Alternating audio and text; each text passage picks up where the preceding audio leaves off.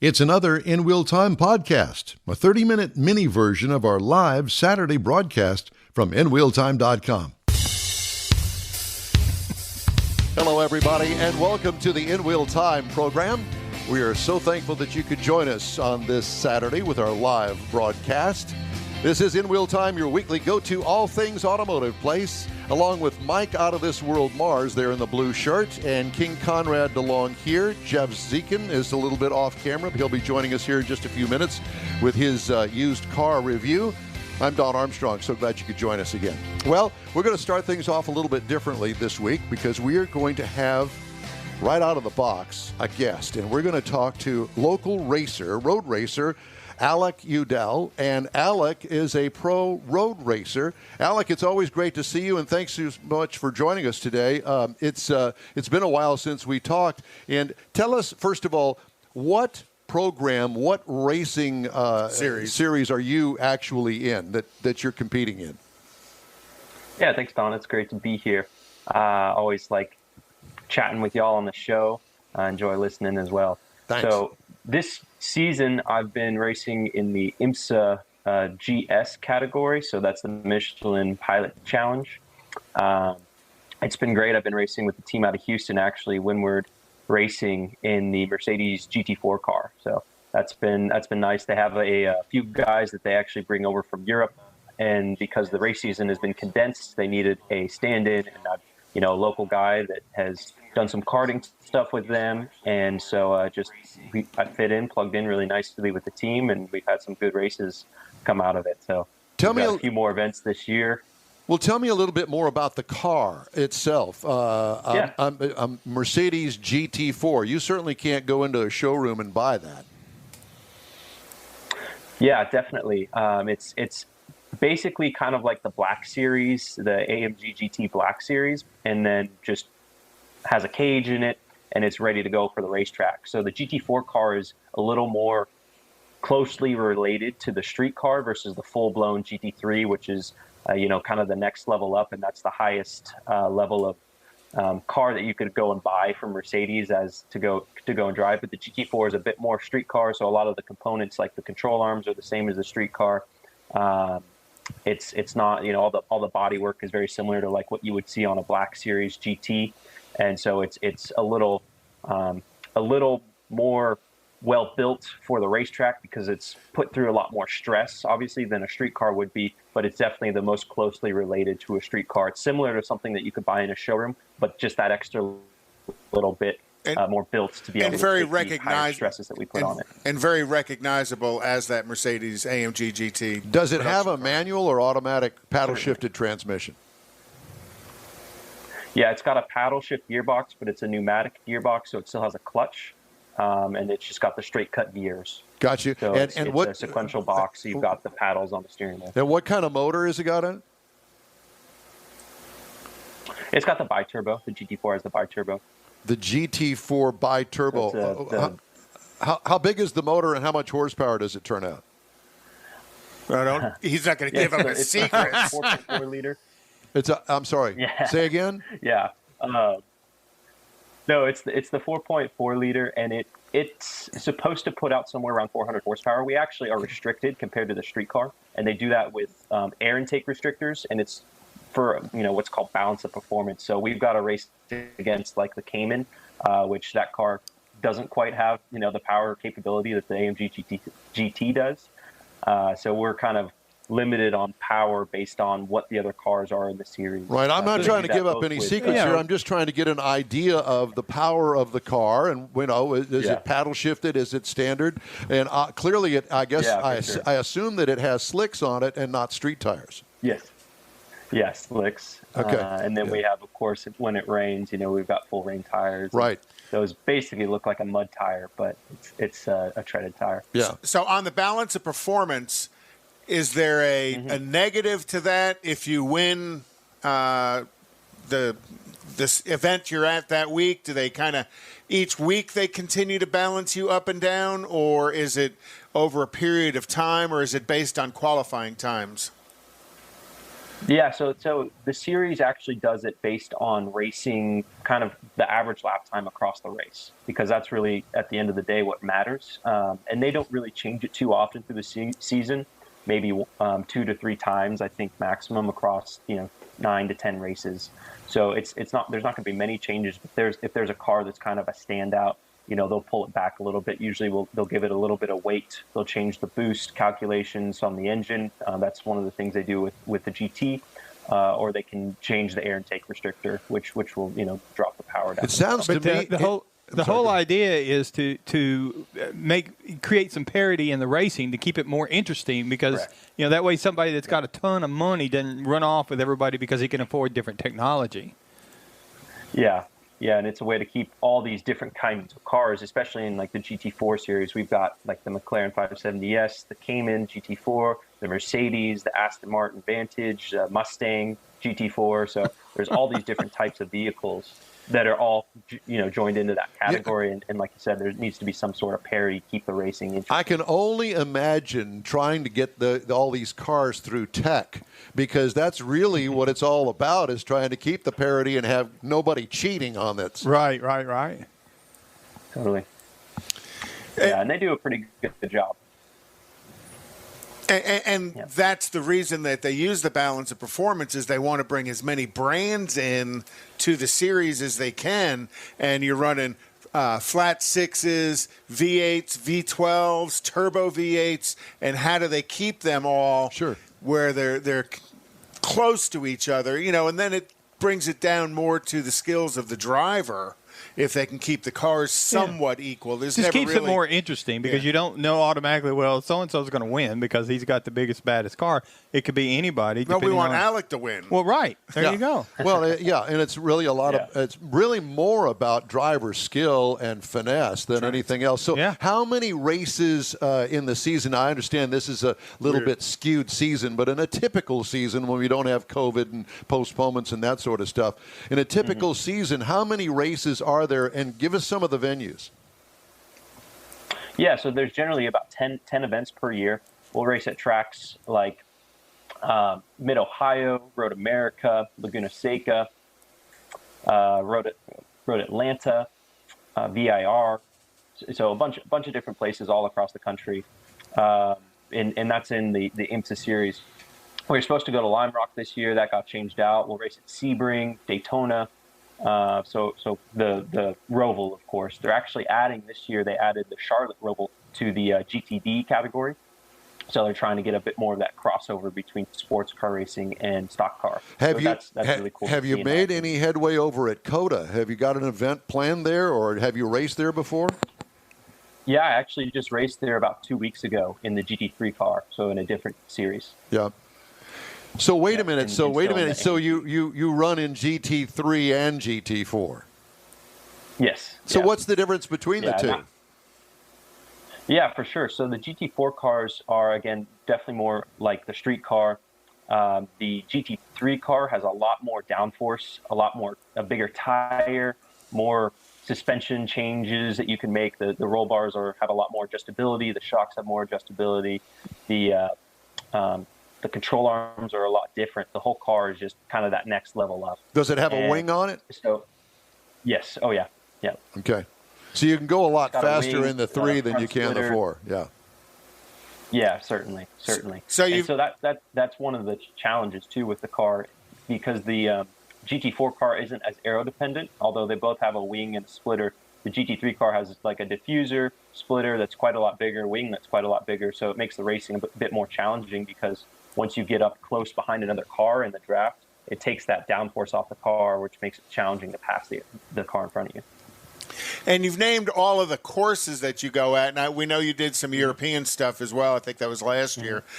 In the United States, do you have a favorite course over some of the others?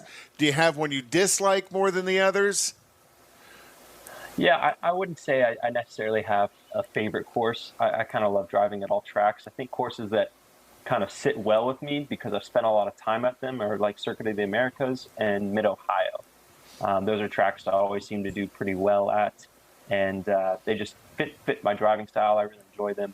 But I love Laguna Seca as well, and Barber Motorsports Park, VIR is a fun one. So it's hard to really pick a favorite because they all have their own kind of individual characteristics that I really enjoy. Yeah. But I think tracks that I've spent more time at are probably the ones that, I would consider favorites.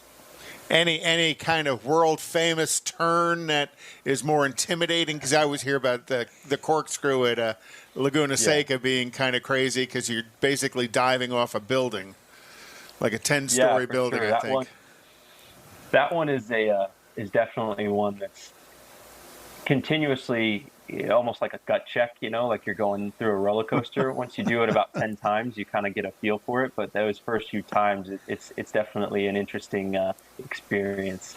Yeah, and I think the S's at VIR are kind of similar in the sense that you're going up and you're doing, in the GT3 and GT4, really, you're doing about 100 to 120 to 140 mile an hour, depending on the car. And you're just flat out going through S's. And VIR is kind of a narrow track by comparison, isn't it? Yeah, a little bit. Definitely that section. There's only one line through there. So if you're off the line, you're generally off the track. So there's little room for error. Yeah.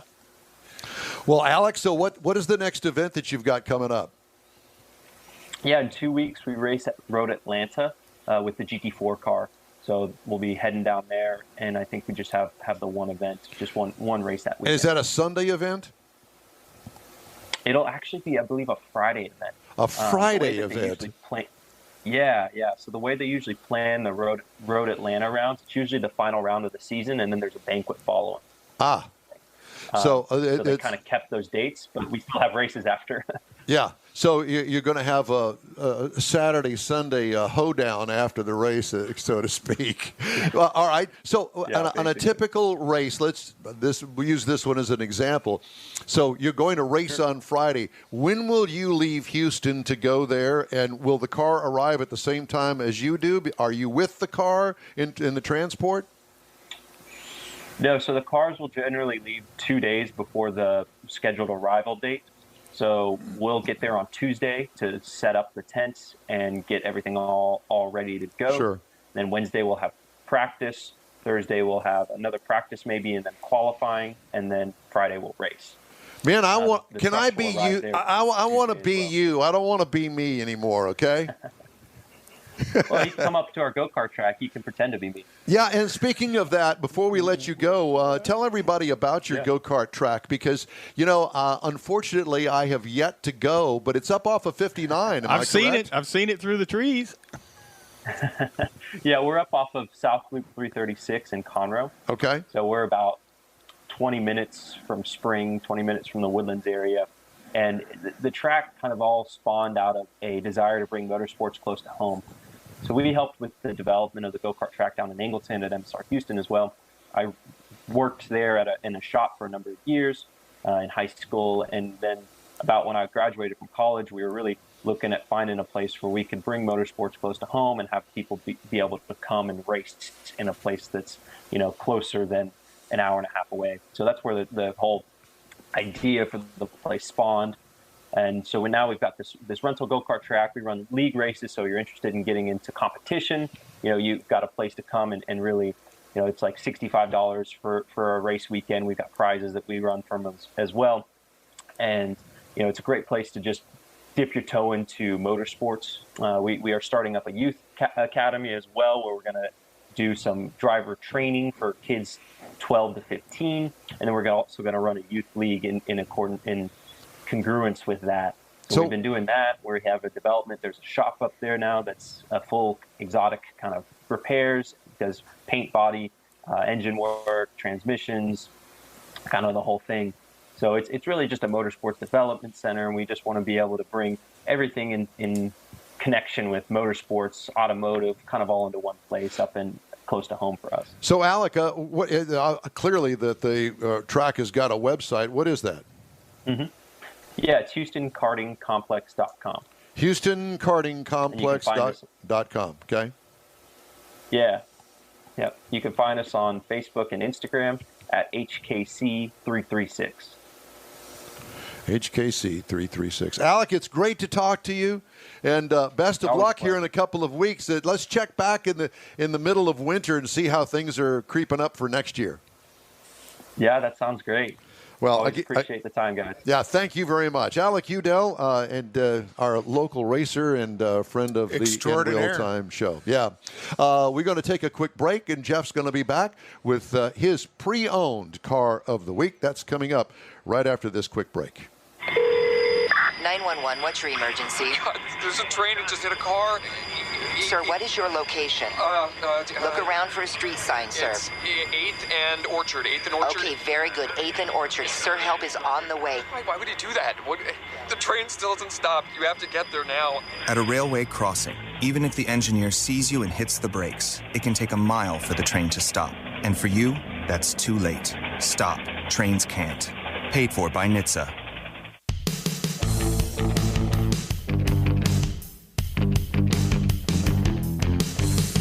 Welcome back to the In Wheel Time program.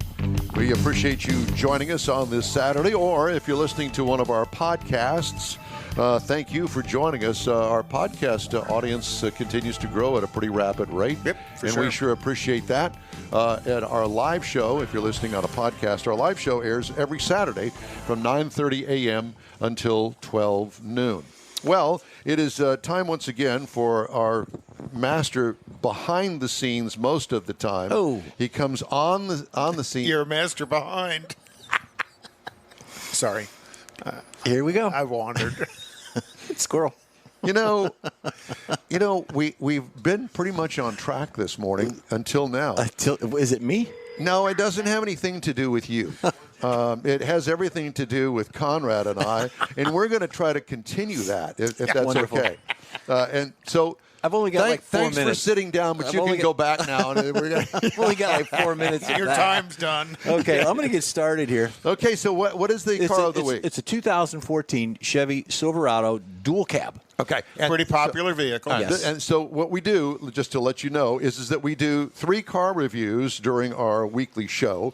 We have a couple of new car reviews, which we do in the second and third hour of the show, for lack of a better term. And then we do a used car review, and Mr. Dzeikan is in charge of that. So he picks a used car, that something that you or I would buy on the used car market, and we kind of give a review of that, so you got an idea of what this is all about. And generally, they're between 5 and 6 years old. Something affordable, either a new purchase or a vehicle for going back and forth to work. Something that can be maintained easily, but yet not a lot of cost. Right, and it doesn't have, generally speaking, that many miles on it, considering its age. And that's a good point, because this one, again, it's a 2014 Chevy Silverado dual cab.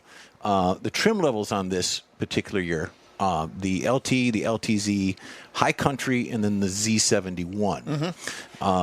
I didn't know this until researching the vehicle, that they also came up with a WT1 and a WT2, which are work trucks. Yes. WT is... I would see them, and I didn't register what those were. So, steel wheels, plain Jane. Exactly. It's a work truck. Typically a white vehicle. Right. I always call them the white fleet, and I always called them a hoser because they don't have hose carpet. them out because it's got the red mat, Yeah, or the mats rubber inside. mat. So some of the changes from the previous years, not only with the WT and the WT2, the grills have changed, the bumpers have changed. There's been some cosmetic things on the striping and so on, so far as cosmetically. 6.5 foot bed. They increased that from a 5.75 from previous years, and of course that maintains now through the new models, the 6.5s. So that's an improvement. Easy lift gates. Before they were just kind of hard drop down, and now they got the electronic stuff. And you see the commercials all the time where all this electronic stuff and key fob drops. So this is the first year for all that? No. This is the last year of the old stuff, and then it moved into the new stuff. Oh, I got you. Okay. So from 14, 15 on. So I'm going to go ahead and play this video, which I always forget to do. You're going. Well, you're doing just go. a fine job. Oh, thank you. So far as what we got there's the vehicle. Well, it is a nice vehicle. We went past the work truck, the white one. Did we? Yeah. Well, there it is. Well, that's actually...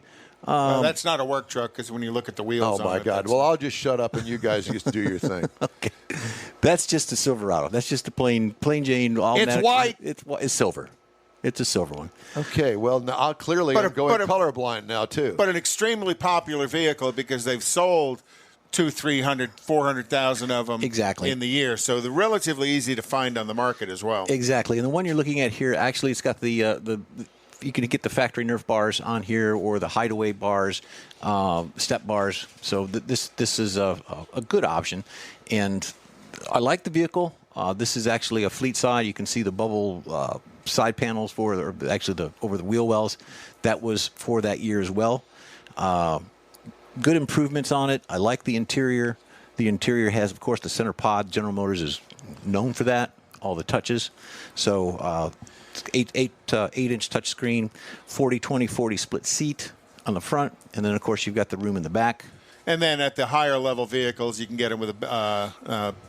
That center console that we saw drop down there on that picture, you could actually flip that up and make that a little seat in the middle for your girlfriend. 3-passenger. Yep, that's it. Okay. And, of course, you got the drink holders. Everything's got drink holders in it. So I like the truck. You can get them loaded up. You can get them plain Jane. This was a V6. It actually is a 4.3 liter. What? I'm trying to do 5 things at one time. V6 4.3 liter also comes in a V8 5.3 liter, 4.3 versus 5.3. More efficient on the V8. It would be because you're going to have a 6 or even probably an 8-speed transmission would have been available. 285 horsepower, 305 in the torque. So I thought not that a was whole pretty lot. impressive. Not a whole lot. Tow rating for the V6 was 7,200 pounds, and not much more on the V8. Even though it's got the bigger motor. I think the V8 would do it a whole lot better. Right. I think the V6 would struggle at 7,000 pounds. 7,600 on the V8. 18 city, 24 highway, 19 combined. This vehicle had a little over 40,000 miles, and it had been in one accident. This vehicle was around 19,900, 22 in that area, depending on who's selling it. New, these vehicles are probably in the low 30s. So yeah, considering all the rebates and discounts. How many miles did this one have? A little over 40. Oh, that's good, though. Yeah, it holds. Trucks typically in Texas hold good resale. But yeah, they do. But still, there's a truck with under 50,000 miles on the odometer, and it's basically right at $20,000. Right. I'm all over that. Yeah. It's a good vehicle. I like it. Smooth ride. Of course, they all are. And the competitive would be the Toyota Tundra, Ram 1500, and of course the F-150. Yeah, so in that order. So that's it. If you've got an idea for a vehicle, send it to Jeff at In Wheel Time, and we'll take a look at it. Very good. Thank you very much. Okay. Hey, we'd love to hear your comments or questions. Our email address is info@inwheeltime.com. A splash and go, and we're back with Conrad's local racing shows, cruises, and also the stories making automotive news headlines. So stay with us. Oh, Brad's buzzed. Oh, yeah? Yeah, he's starting with the woots. And now a speech. I just want to say that friendship is about heart and brain. Who's with me? Good thing is, he knows when he's buzzed. And my brain is saying, when it's time to go home, somebody call me a ride. Love that guy. Me too. Know your buzzed warning signs? Call for a ride when it's time to go home. Buzz driving is drunk driving. A message from NHTSA and the Ad Council. A social distancing tip. While the CDC urges you to avoid close contact, like hugging or shaking hands, there are other non-physical ways to say hello. Wave, wink, use sign language, salute, smile, give the peace sign, throw up an air high five, do jazz hands. Remember, stay a minimum of 6 feet or 2 arms length away from others, and stay home if you can. For more info, visit coronavirus.gov. Let's all do our part, because we're all #AloneTogether. Brought to you by the Ad Council.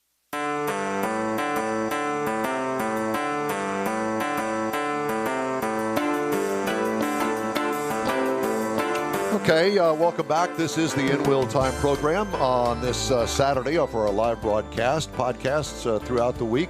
One a day, Monday through Friday. Thank you for joining us. Conrad's got a bunch of stuff that's going on. He's going to tell us about that. Well, just some of the local stuff. Tonight out at HMP is the 8th Mile Battle Royale at the drag strip. And then the Kima Car Show meet is also tonight. It starts at 6 p.m. down in Kima. Is that the Home Depot? Yes. The Home Depot. And then Driver City Roadhouse meet in Tomball at 6 p.m. So, you got north side, south side going on. And then as well, Nifty 50s is on this weekend. So up in the Woodlands and off of Grogan's Mill is Randy Shannon and the Nifty 50s crew.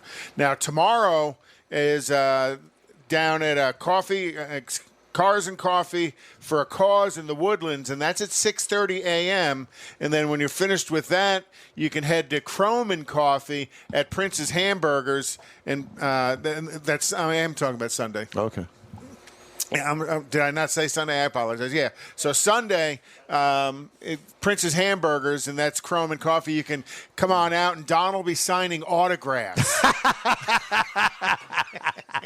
Why would I do that? And maybe he'll do pictures of his Corvette. So people could take my signature and go buy a house with it or something. Maybe go in and or maybe rob my banking account. Trade it in to have an opportunity to use the restroom in Prince's. But that's becoming a pretty cool meet. Some real nice cars are showing up for that, and it's just kind of starting up. Again, we ask everybody to behave when you show up for something like that, and we're asking that everybody wears masks. Freddie's Kerry Kirkley and. Is going to be at Freddy's as well for his third annual spring car show, and that's at the Freddy's Frozen Custard in Spring off of 2920 and Kirkendall, and that's actually going to be a judged show. And then Sunday night, Freddy's at 1960 in Eldridge, and then October 17th is out at Houston Motorsports Park at the NASCAR Short Track Racing Series, the Boobs Rock show. Boobs, really? Yeah, Boobs Rock. Boobs Rock show. Yeah, it's a powder puff eco stock race with the women. Oh, cool. Well done, Gina. I know, isn't it? Dollar dogs, dollar beers. Listen, it's all good. Jeff's auditioning. Jeff's auditioning off camera. Thank God it's off camera. And then local dirt track stuff that's going on. The Cotton Bowl is going to have stuff, but that's not until the 16th. Cotton Bowl Speedway? Cotton Bowl Speedway in Page. Okay. It's kind of local. It's a cool track, though. The hell? Local? The 105 Go to Beaumont or something. The 105 Speedway in Cleveland is going to have races tonight. The Texana Speedway in Edna is going to have races on the 10th, and the Gulf Coast Speedway in Alvin is going to have races on the 10th. Yeehaw. All right. I got a couple of stories I'll squeeze in here, make it a little Ford segment.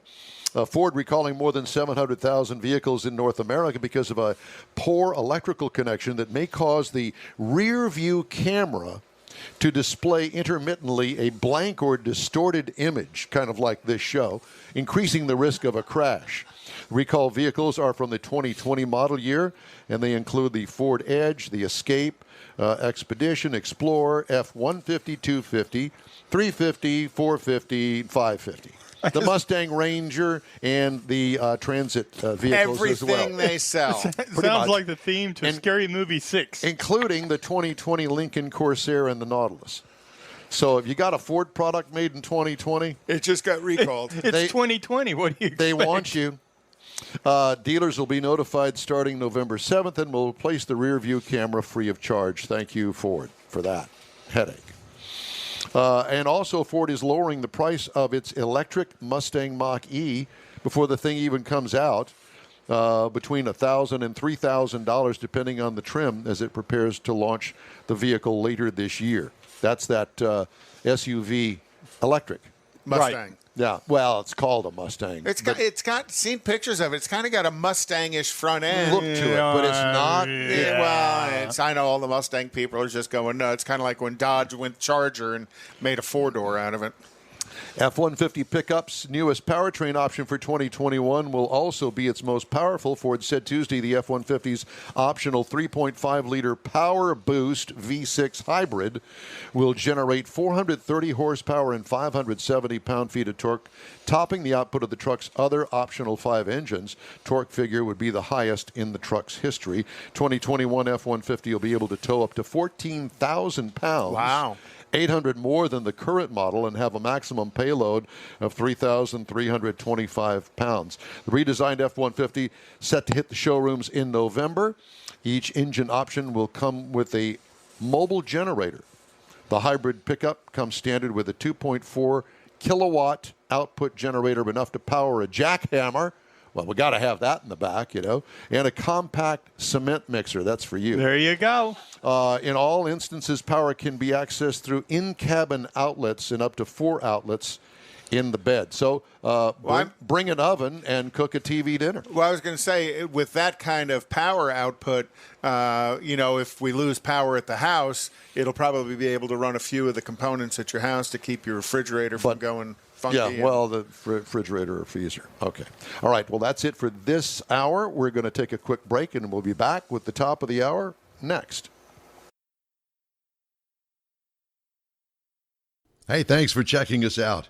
Don Armstrong saying be sure and join us live every Saturday, 10 a.m. to 12 noon Central Time on YouTube, Facebook, and InWheelTime.com. Our podcasts are also available on Apple Podcasts, Spotify, Stitcher Radio, iHeart Podcast, TuneIn, Google Podcast, and Podcast Addict. We'll see you next time.